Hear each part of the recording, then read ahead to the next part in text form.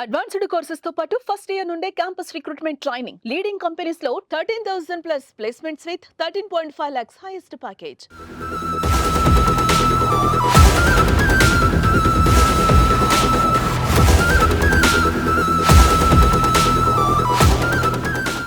ప్రపంచ దేశాలలో అత్యంత భయానకరంగా విస్తరిస్తున్న ఈ హనీ ట్రాప్ మోసాలు రోజురోజుకు విపరీతంగా పెరుగుతున్నాయి.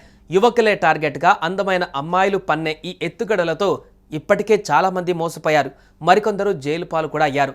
అయితే ఇక్కడ జరిగిన హనీ ట్రాప్ మాత్రం కాస్త డిఫరెంట్గా కనిపిస్తుంది. ఎందుకంటే హనీ ట్రాప్ అనగానే యువకులే ఎక్కువగా అమ్మాయిల వలలో చిక్కుకునే ఘటనలు చూస్తూ ఉంటాం. కానీ తాజా ఘటనల్లో సైబర్ నేరగాళ్లు ఫేస్బుక్లో హనీ ట్రాప్ చేసి ఓ 70 ఏళ్ల వృద్ధుడిని బుట్టలో వేసుకున్నారు. అంతేకాదు అతని నుంచి ఏకంగా 38.73 లక్షలు దోచేశారు. వలపు వలలో పడి తాను మోసపోయారని ఆలస్యంగా గుర్తించిన బాధితుడు సిటీ సైబర్ క్రైమ్ పోలీసులకు ఫిర్యాదు చేశాడు. అంతేకాదు ఈ మోసంలో సినిమాలను తలపించే అటువంటి ట్విస్టులు ఉన్నాయి.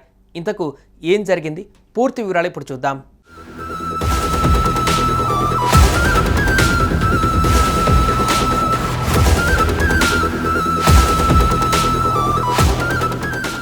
డీసీపీ దరా కవిత తెలిపిన వివరాల ప్రకారం 70 ఏళ్ల విశ్రాంత ప్రభుత్వ ఉద్యోగికి ఇటీవల ఫేస్బుక్లో ఓ మహిళ పేరుతో ఫ్రెండ్ రిక్వెస్ట్ రాగా దానిని యాక్సెప్ట్ చేసిన బాధితుడు ఆమెతో పరిచయం పెంచుకున్నాడు.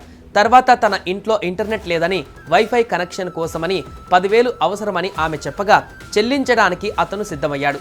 దీంతో ఇంటర్నెట్ కేబుల్ ఆపరేటర్ నెంబర్ అని ఒక నెంబర్ పంపగా దానికి బాధితుడు డబ్బు పంపాడు. కొద్ది రోజులు అతడితో ప్రేమగా ఫేస్బుక్ కాల్స్ మాట్లాడిన యువతి బాధిత వృద్ధుడిపైన వలపు వల విసిరింది. ఈ క్రమంలో బాధితుడు ఆమె మైకంలో పడిపోయాడు. అయితే ఉన్నట్టుండి ఆమె మాట్లాడడం మానేయడంతో ఆందోళన చెందిన ఆ వృద్ధుడు ఇంటర్నెట్ కేబుల్ ఆపరేటర్కు ఫోన్ చేయగా ఆమెకు ఆరోగ్యం బాగోలేక ఆసుపత్రిలో చేరిందని, వైద్య ఖర్చుల కోసం చాలా ఇబ్బంది పడుతుందని నమ్మించాడు. నమ్మిన ఆ వృద్ధుడు విడతల వారీగా ఆమె వైద్య ఖర్చుల కోసం 12.65 లక్షలు పంపాడు. అయినా యువతి నుంచి స్పందన రాకపోవడంతో మళ్ళీ ఆ ఆపరేటర్కు ఫోన్ చేయగా ఆమె ఇటీవలే దుబాయ్కి వెళ్ళిందని అతను చెప్పాడు.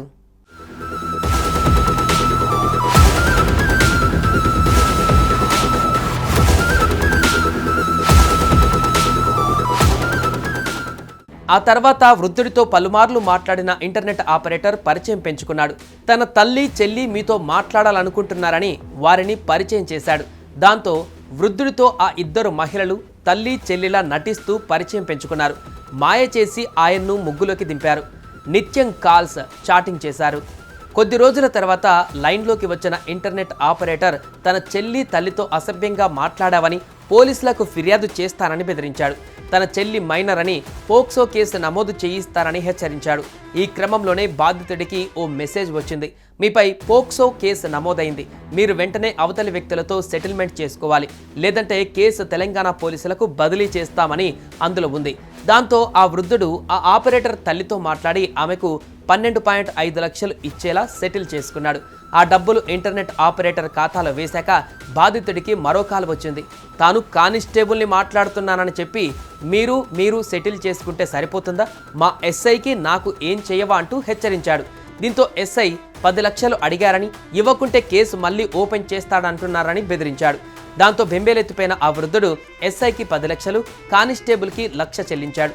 2-3 రోజుల తర్వాత కానిస్టేబుల్గా మాట్లాడిన ఆ వ్యక్తి ఫోన్ చేసి పాత ఎస్ఐ మారిపోయాడని, కొత్త ఎస్ఐ పోక్సో కేసు మళ్ళీ తెరుస్తానంటున్నాడని, ఆయనకు 10 లక్షలు చెల్లించకుంటే ఇబ్బందుల్లో పడతారని బెదిరించాడు. తన వద్ద అంత డబ్బు లేదని ఆ యొక్క వృద్ధుడు 2.58 లక్షలు చెల్లించాడు.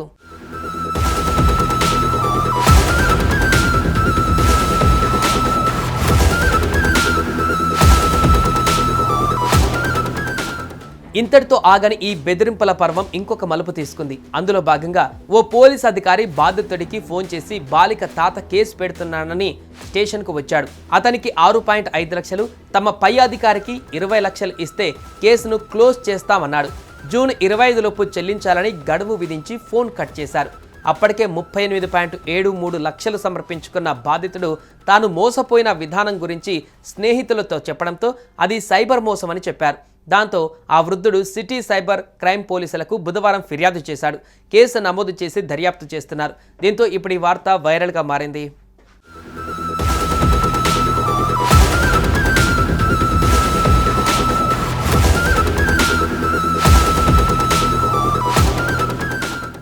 సుమన్ టీవీలో మీ పర్సనల్ అండ్ బిజినెస్ ప్రమోషన్స్ కోసం కింది నెంబర్కి కాంటాక్ట్ చేయండి.